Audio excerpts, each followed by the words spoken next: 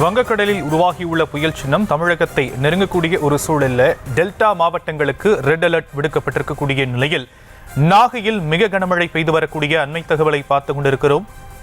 தொடர் மழையால் வீடுகளுக்குள்ளேயே மக்கள் முடங்கி இருக்கக்கூடிய நிலையில் இயல்பு வாழ்க்கை பாதிக்கப்பட்டிருக்கிறது. கூடுதல் விவரங்களை நம்முடைய செய்தியாளர் ராஜேஷ் வழங்க நாம் கேட்கலாம். ராஜேஷ், தற்போதைய மழை நிலவரம். வணக்கம்.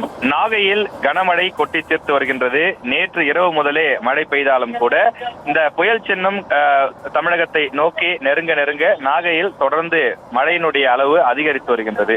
நாகையில் இருக்கக்கூடிய பல்வேறு பகுதிகளிலும் தொடர்ச்சியாக விட்டு கனமழை பெய்து கொண்டே இருக்கிறது.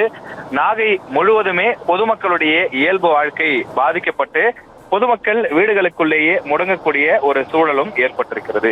பள்ளி மற்றும் கல்லூரிகளுக்கு விடுமுறை அறிவிக்கப்பட்டுள்ள நிலையில் பல்வேறு தனியார் நிறுவனங்களுக்கும், அதாவது அதிகமான தொழிலாளர்கள் வர முடியாத சூழலில் இருக்கக்கூடிய தனியார் நிறுவனங்களுக்கும் கூட சில இடங்களில் விடுமுறை என்பது அறிவிக்கப்பட்டிருக்கிறது.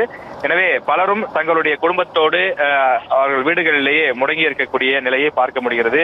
வெளியில் இருக்கக்கூடிய காய்கறி கடைகள், மளிகை கடைகள், டீ கடைகள் போன்றவற்றெல்லாம் 1-2 பேர் இருக்கிறார்களே தவிர கூட்டமோ எதுவும் இல்லாமல் வெறிச்சோடிதான் காணப்படுகின்றது.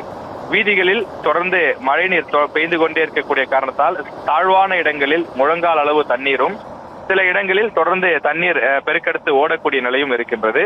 அதன் காரணமாக வாகனங்கள் மெதுவாக செல்கின்றன. ஆனால் அதிகமான போக்குவரத்து இல்லாத காரணத்தால் போக்குவரத்து நெருக்கடி எதுவும் இல்லாமல் தொடர்ந்து அவர்கள் செல்லக்கூடிய அந்த பணி என்பது பாதிப்பில்லாமல் நடைபெறுகின்றது.